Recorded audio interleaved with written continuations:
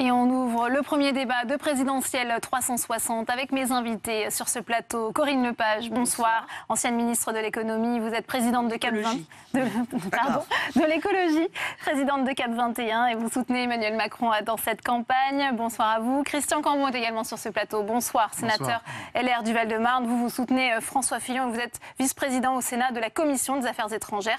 J'accueille également Georgi Kuzmanovic. Bonsoir. Vous êtes secrétaire national du Parti de gauche en charge des questions internationales et de défense et vous êtes porte-parole de Jean-Luc Mélenchon pour la France insoumise. Et enfin, Jérôme Rivière, bonsoir. Vous êtes ancien député, membre du comité stratégique de Marine Le Pen. Première question pour vous. On a vu à travers ce sondage, Corinne Lepage, que les attentes des Français sont très fortes en matière de politique étrangère dans un monde déstabilisé à la fois par le terrorisme, le Brexit ou encore l'élection de Donald Trump aux États-Unis. Et on a vu que dans ce contexte, c'est Emmanuel Macron qui apparaît le plus crédible. Or, c'est lui le plus européiste. Est-ce que ça veut dire que les Français, finalement, ne voient pas leur pays affronter ce monde incertain sans le soutien de l'Europe ? Je pense que ce qui s'est passé au cours des derniers mois a incontestablement renforcé, si ce n'est l'envie, du moins le besoin d'Europe. Parce que, effectivement, l'incertitude autour de Donald Trump est énorme. Il a marqué en tout cas son désintérêt pour l'Europe, sa volonté de réduire sa participation à l'OTAN. D'autre part, vous avez Vladimir Poutine avec des ambitions qui sont quand même considérables, qui angoisse une partie de l'Europe de l'Est qui n'a plus le sentiment d'être couverte comme elle l'était par le passé par le parapluie américain. Et donc les Européens se disent que les Français, se disent que l'Europe, bien finalement, c'est la possibilité que nous avons d'avoir quelque chose qui nous renforce et qui nous permette de peser dans ce monde multipolaire. Ouais. Et pourtant, c'est Marine Le Pen qui arrive en deuxième place dans notre sondage, alors qu'elle a des positions à l'opposé de celles d'Emmanuel Macron concernant l'Europe. Comment l'expliquez-vous ? Parce qu'on fait peur aux Français, on leur ment. Je vais vous donner un exemple assez intéressant.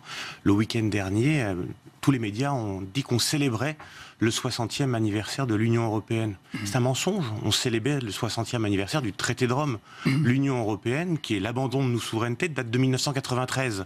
Donc ce que Marine Le Pen propose aux Français de façon très simple, c'est d'avoir confiance dans notre pays. Nous sommes encore en capacité aujourd'hui, de façon souveraine, dès lors que nous avons retrouvé notre indépendance, de traiter à parité avec les grandes nations, que sont la Russie, que sont les États-Unis, l'Inde ou la Chine. Et nous considérons que nous fondre aujourd'hui dans une politique européiste qui n'a pas de sens, que nous fondre dans une politique de défense en abandonnant à l'OTAN la capacité de défendre la France, ça n'est pas la meilleure façon de protéger nos concitoyens. Et intuitivement, ils l'ont bien compris et ils le savent. Aujourd'hui, la France est en capacité de proposer un avenir serein à nos compatriotes. Ouais. Jean-Luc Mélenchon, lui, a récemment déclaré cette Europe-là, soit on la change, soit on la quitte. C'est exactement notre programme. Cette Europe-là, on la change ou on la quitte. C'est notre programme du plan A et du plan B. Il faut un plan B de menace de sortie de l'Union européenne pour avoir un plan A sérieux avec le poids de la France pour renégocier des traités qui nuisent aux Français. Mais je vous ferai remarquer que dans votre sondage, 69% des Français se déclarent pour la souveraineté des États. On va y venir dans le détail. Et donc ça veut dire que... Et ça se voit avec les différents référendums qu'il y a eu dans l'Union européenne, que ce soit au Brexit, mais en France aussi, en 2005 contre le TCE, que ce soit 2 fois en Hollande, que ce soit en Grèce le 5 juillet 2015, on voit que les peuples souhaiteraient effectivement conserver plus de leur souveraineté et ne pas avoir cette Europe-là qui nuit à leur vie quotidienne. Ouais, on va y venir dans un instant. Question pour vous, Christian Cambon, puisqu'on voit que finalement, François Fillon n'est pas très bien placé dans notre sondage en termes de crédibilité. Il est peu audible sur ces questions internationales. Il n'a pas vraiment capitalisé sur ces années passées comme Premier ministre sur ces questions, selon vous ? En l'occurrence, je pense que c'est celui qui a le plus d'expérience, car... On le voit, hein, 18%. Oui, bon, ce n'est qu'un sondage dans un temps déterminé. En revanche, je pense sincèrement qu'il a l'expérience d'un homme d'État, d'un homme politique qui a assuré quand même, en tant que Premier ministre, les destinées de ce pays pendant 5 années. Et je crois que dans la période, et là je partage l'analyse de Corinne Lepage, la période particulièrement difficile que nous connaissons, les Français sont un petit peu nostalgiques du rôle que la France ne joue plus. Et donc il y a une volonté effectivement de réaffirmer, en tous les cas dans notre électorat, un rôle qui est sous-estimé par rapport à ce que nous sommes capables de faire, et notamment vis-à-vis des grands pays qui mènent actuellement le monde. Autre enseignement de ce sondage, Corinne Lepage, c'est l'Allemagne qui est plébiscitée aussi comme un allié le plus sûr. On sait qu'Emmanuel Macron a rencontré récemment Angela Merkel. Elle l'a d'ailleurs félicitée pour sa vision claire sur l'Europe. Quel doit être l'axe franco-allemand selon Emmanuel Macron? Je dirais c'est de revenir à la force qu'a été l'axe franco-allemand au départ. Vous faisiez la critique du 60e anniversaire du traité de l'Union européenne. Je ne suis pas sûre que tous les Français, particulièrement à l'esprit, la succession des traités. Ce qui est important. Et pourtant, le traité d'Union européenne est bien celui dans lequel nous avons abandonné nos souverainetés précédemment. Nous restions entre États souverains. C'est ce que vous dites. Mais enfin bref, il y a une histoire. Et l'Europe, elle a pu se construire. Certes, le traité de Rome est antérieur à la fameuse rencontre Adenauer, De Gaulle en 1962, je crois. Ou 62, 63, je ne sais plus. Mais qui a vraiment donné cette force à l'Europe. Vous avez ensuite eu le couple Giscard d'Estaing-Schmitt, vous avez eu le couple Mitterrand-Kohl, vous avez eu c'est des moments où le couple était très fort. Je me souviens, il y a 20 ans, quand j'étais ministre de Jacques Chirac, nous avions des conseils franco-allemands de tous les ministres, tous les 6 mois. Je veux dire que c'est la France et l'Allemagne qui étaient le cœur de l'Europe et qui dirigeaient les choses. Il faut, si nous voulons relancer, c'est ce que veut Emmanuel Macron, relancer l'Europe sur une nouvelle dynamique avec des politiques fortes en énergie, en défense, en numérique, eh bien il faut que ce couple franco-allemand retrouve toute sa force. Ouais. Marine Le Pen a-t-elle prévu de rencontrer Angela Merkel? C'est clé ce qui vient d'être dit. Marine Le Pen souhaite renforcer la France, relancer la France. Il s'agit d'une élection présidentielle française. On ne souhaite à aucun moment nous retrouver. Il y aura un dialogue avec Angela Merkel. Il y aura un dialogue, bien sûr. Je vous ai laissé passer très gentiment. Alors allez-y, bien sûr qu'on rentrera l'ensemble des partenaires clés que sont les chefs d'État et de gouvernement de nos pays voisins, l'Allemagne, le Royaume-Uni, l'Italie, l'Espagne, mais aussi les chefs d'État de Russie, des États-Unis, de Chine et d'Inde. C'est d'ailleurs sa rencontre avec Vladimir Poutine qui a le plus fait parler. Et si vous n'avez pas la certitude que l'avenir peut s'écrire en France, avec une France sûre d'elle-même, souveraine, certaine de son identité, je comprends, tous ces gens renoncent et finalement nous proposent un avenir un peu gloubi-boulga à l'intérieur d'une Union européenne dans laquelle nous serions tous passés au moulinet, dans laquelle nous nous trouvons en situation de soumission, bien souvent, soumission économique vis-à-vis de l'Allemagne, soumission militaire vis-à-vis des États-Unis. Je crois qu'aujourd'hui, les Français aspirent à réécrire cette ligne qui a été quand même 15 siècles de notre histoire et qui nous a fait nous étendre bien au-delà de l'Europe. La France est aussi des zones économiques exclusives. Aujourd'hui, ces mêmes gens veulent donner à l'Europe la gestion de ces zones économiques exclusives. Les Français ont le droit de le savoir. Marine Le Pen propose une France souveraine. Georges Kuzmanovic, quelle est la position de Jean-Luc Mélenchon? Est-ce que lui, il va aussi rencontrer, dialoguer avec la chancelière allemande? Jean-Luc Mélenchon, quand il sera président, rencontrera évidemment Madame Merkel, Donald Trump, Vladimir Poutine ou qui il faudra rencontrer. Lui, il est candidat en France à l'élection présidentielle française et je souhaiterais faire remarquer que c'est le seul candidat qui ne va pas chercher l'onction à l'extérieur, que ce soit avec Madame Merkel qui domine. Il a critiqué la rencontre de Marine Le Pen avec Vladimir Poutine. Mais est-ce qu'il a un petit peu changé d'avis sur cette question-là? Il a dit que c'était une erreur de l'avoir rencontré. C'est pas le moment d'aller voir Monsieur Vladimir Poutine, qui en plus finance, les banques russes financent Marine Le Pen. Ce n'est pas plus intéressant de savoir. Ce n'est pas plus Macron. Elle les finance et les finance. On est toujours à la recherche de financement. Russie. Donc si vous nous indiquiez comment faire, je vous ai laissé parler. Allez-y, Monsieur Macron va lui chercher de l'argent aux États-Unis. On le critique moins, mais c'est pareillement un problème. Benoît Hamon va rencontrer Madame Merkel ou Monsieur Juncker. Oui. Mais ça fait partie de la campagne aussi. Non, ça fait pas partie de la campagne. Il va rencontrer quelqu'un qui est pour moins de démocratie en Europe, puisqu'il dit qu'il ne peut pas y avoir de démocratie contre les traités. Nous, ce qu'on rappelle, c'est que le couple franco-allemand, c'est surtout le traité de Lisbonne, c'est le TSCG, c'est le Two-Pack, c'est le Six-Pack. TSCG qui devait être négocié par François Hollande, qui n'a pas fait. Et ce sont des contraintes qui obligent tous ceux qui prendraient le pouvoir en France, de ne rien pouvoir faire, parce qu'ils sont contraints par les critères de convergence qui les empêchent d'avoir une dépense publique. Et s'il est trop supérieur, ils sont même maintenant sanctionnés à cause du TSCG à 0,5% du PIB, c'est-à-dire 11 milliards. Que vous vouliez financer l'hôpital ou que vous vouliez financer 4 porte-avions, vous ne pouvez pas le faire à cause de ces traités. Il faut en sortir. Alors Christian Cambon, quelles sont les propositions de François Fillon, lui qui a également, je le rappelle, rencontré Angela Merkel? C'est un des premiers. Il a été le premier à la rencontrer. Je voudrais reporter un petit peu le débat au niveau des questions qui se posent. L'Europe connaît une crise absolument majeure. Nous sommes quand même au lendemain de la signature du Brexit par la première ministre anglaise, ce qui va quand même créer pendant quelques années un certain niveau d'incertitude. François Fillon a répété, et il l'a pratiqué quand il était Premier ministre, donc il est en l'occurrence parfaitement crédible, il a toujours dit que l'axe franco-allemand était absolument nécessaire et que simplement ça passait par le renforcement de la France, le renforcement sur le plan économique, car pour l'instant nous sommes plutôt montrés du doigt par nos voisins, compte tenu de nos dettes, de notre niveau de chômage, du niveau trop élevé de pauvres. Et donc le principe que défend François Fillon, c'est déjà de remettre la France à un niveau de rayonnement qui nous permette après, enfin, de rejouer le rôle de grande puissance que nous avons été. Regardez sur tous les grands champs internationaux, que ce soit le Moyen-Orient, que ce soit même l'Europe centrale. Mais sur la question de la souveraineté, puisque c'était un des éléments aussi abordés dans notre sondage, que dit François Fillon ? François Fillon, il est pour le respect de l'esprit européen, à savoir que l'Europe doit s'occuper des choses essentielles. Et du reste, il y a fort à faire, car l'Europe a raté le pari de maîtriser l'immigration. Elle n'a pas apporté de bonnes solutions contre le chômage. Et quant à l'insécurité, malheureusement, c'est l'Europe qui a payé le prix le plus cher. Donc recentrons l'Europe sur ses véritables fondamentaux et laissons aux États la possibilité de s'occuper du quotidien des Français. En tous les cas, c'est ce que François Fillon souhaite faire pour notre pays. Et il y a beaucoup de chemin à faire, malheureusement. Ouais. Corinne Lepage, on parlait des questions aussi internationales et des liens avec la Russie.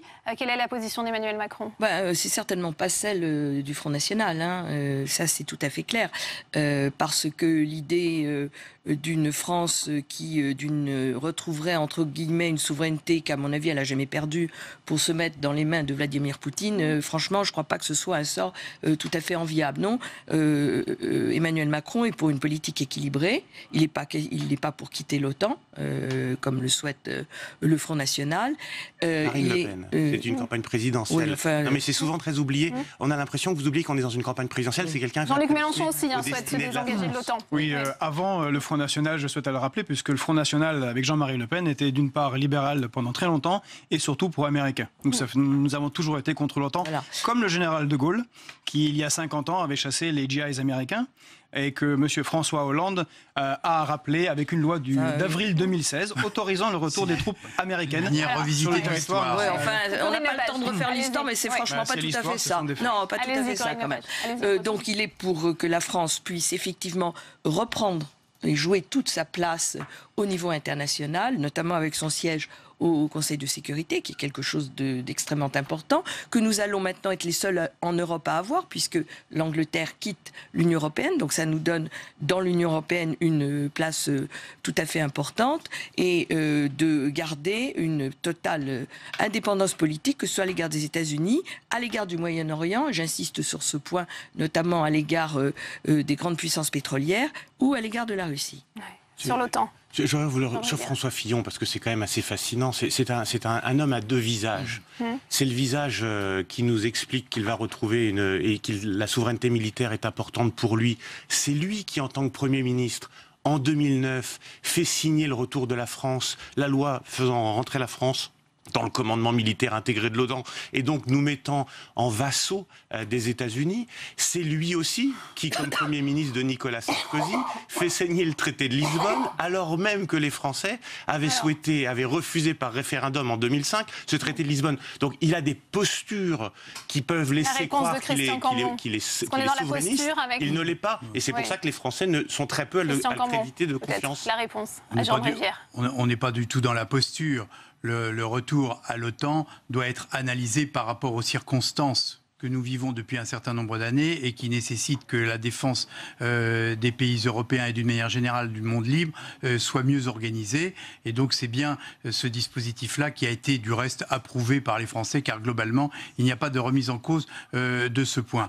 En ce qui concerne du reste la position de François Fillon et de notre camp vis-à-vis de l'OTAN et plus généralement des États-Unis, nous recherchons un meilleur équilibre, et notamment avec la volonté de renouer le dialogue avec Moscou. On a fait des procès d'intention à François Fillon alors qu'il connaît effectivement Poutine parce qu'ils étaient Premiers ministres ensemble, au même moment. On peut comprendre qu'ils aient eu des échanges. En revanche, nous souhaitons un véritable changement par rapport à la relation telle qu'elle s'est organisée vis-à-vis de Moscou, parce que les sanctions... Et sur ce point, François Fillon souhaite que l'on revoie le dispositif des sanctions qui fait souffrir notre agriculture, qui n'a du reste aucun impact véritable sur la position de la Russie et qui du reste profite de ces circonstances pour trouver d'autres fournisseurs que la France. Donc on paye deux fois à la caisse. L'exemple des Mistral est tout à fait évident à ce sujet. Ouais. Georges Kuzmanovic, sur la relation avec la Russie, dans le programme de Jean-Luc Mélenchon, il est indiqué qu'il faut s'entendre avec la Russie. Qu'est-ce que ça veut dire? Et notamment sur la question des rapports avec Vladimir Poutine, puisque, je le disais, on a le sentiment qu'il a changé un peu de position, notamment après la rencontre de Marine Le Pen avec Vladimir Poutine. Non, nous n'avons pas changé de position.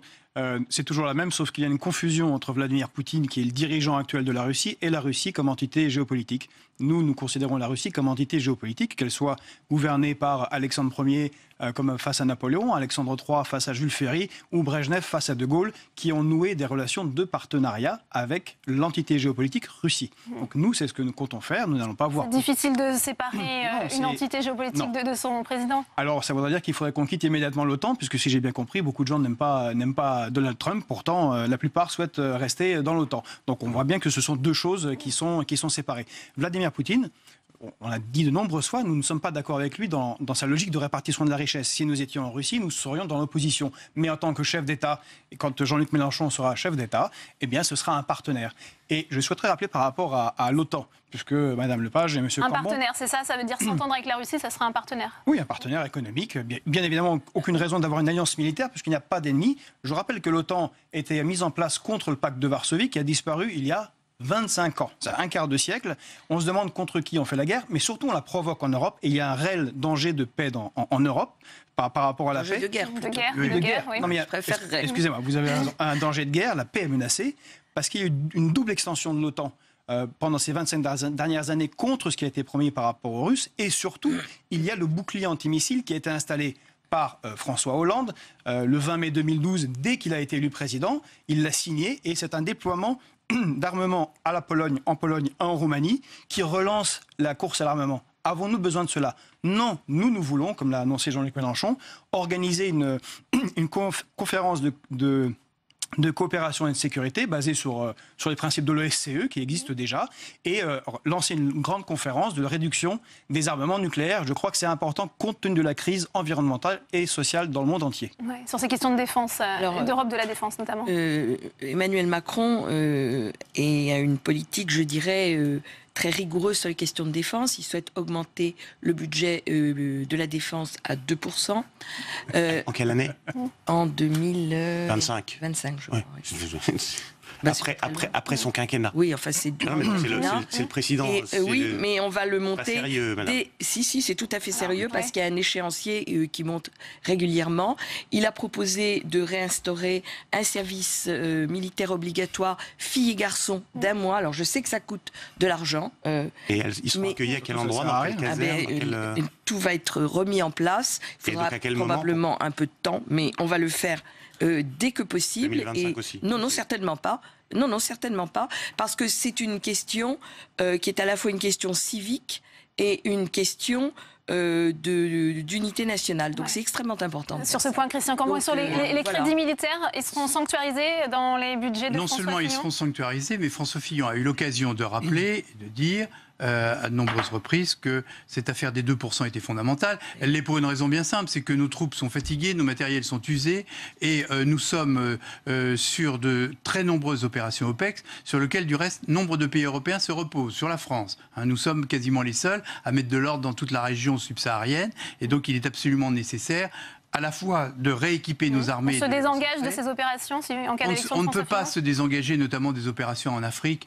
En revanche, il y en a un certain nombre d'autres sur lesquelles nous souhaitons que d'autres pays, je pense notamment aux amis allemands, et peut-être les Anglais, si ils veulent continuer à faire de la défense avec nous, il faut qu'on s'entende pour qu'il y ait une prise de conscience en Europe et que ce ne soient pas les Français qui, sur leur seul dos, soient chargés d'être les gendarmes de toutes ces régions du monde où il y a quand même énormément de dangers et ça ne peut pas se faire aux seules dépenses des armées françaises. Et sur la proposition de service militaire obligatoire. Il n'y a pas de projet de remise en place du service militaire pour des raisons du reste totalement budgétaires parce que malheureusement, si, et vous le savez même puisque vous étiez ministre de son gouvernement, si Jacques Chirac a fait procéder à la suppression du service militaire, c'est parce que malheureusement les projections financières montraient que déjà à l'époque ça représentait de graves difficultés. J'allais dire dans l'état où nous sommes avec 2200 milliards de dettes, je ne vois pas comment on pourrait relancer un service militaire, même s'il faut aménager des périodes où les jeunes Françaises et les jeunes Français viennent prendre la mesure de la relation entre la défense et la nation. Ouais. Alors on arrive bientôt au terme de ce débat. Votre réaction, Jean-Marie Verret, je vous donne la parole.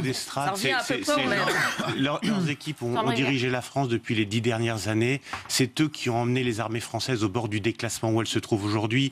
Nous étions il y a une dizaine de jours avec Marine Le Pen au Tchad pour voir l'opération Barkhane. Vous voyez des militaires français qui sont engagés 6 mois au Tchad, 4 mois dans le cadre en France, dans le cadre de l'opération Sentinelle, des gens qui passent 10 mois par an en dehors de leur famille, tout ça parce qu'il n'y a pas de budget, qu'on voit bien que pour M. Macron c'est 2025, pour François Fillon c'est 2022, les 2% c'est immédiatement, et derrière il faut en plus avoir une exécution budgétaire. Ça n'est pas le tout que de promettre 2% du produit intérieur brut pour la défense.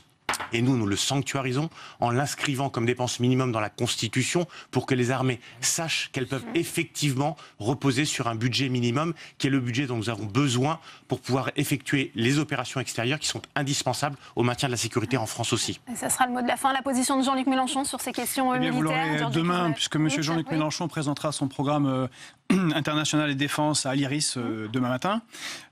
Effectivement, les armées sont usées, sont fatiguées. Pourquoi ? Parce qu'elles ont subi des politiques d'austérité, parce que nous avons cette dette à payer, effectivement, qui est de 2200 milliards. Ça fait 20 ans que nous faisons les mêmes politiques d'austérité imposées par l'Union européenne et qui font que le ministère de la Défense est celui qui a le plus subi de pertes dans ses effectifs, 55 000 sous M. Sarkozy et Fillon, près de 30 000 sous François Hollande. Et quant au projet de 2% de M. Macron, c'est un peu comme tous ceux qui veulent 2%, c'est ce qui est exigé par l'OTAN et qui a été exigé par Obama et par Donald Trump. Pas le sujet, c'est qu'on en a besoin, c'est tout. Et bien qu'ils reçoivent ces fiches de M. Le Drian, Macron lit tout ça un peu de travers comme les cartes de géographie. Et puisque sont désobligeants pour rien du tout. Bien sûr que oui, son service militaire d'un mois pour 800 000 jeunes, parce qu'une classe d'âge c'est 800 000 jeunes, exige à peu près, on a chiffré nous-mêmes à plus de 3 milliards. En un mois, on n'apprend rien. Et puis, vous n'avez pas le personnel militaire, puisqu'il a été par lui-même opposé chassé. À cette mesure. Donc vous êtes contre, c'est très bien, c'est votre droit. Pour un service. Ils votent toujours contre les crédits militaires. Alors c'est pas nous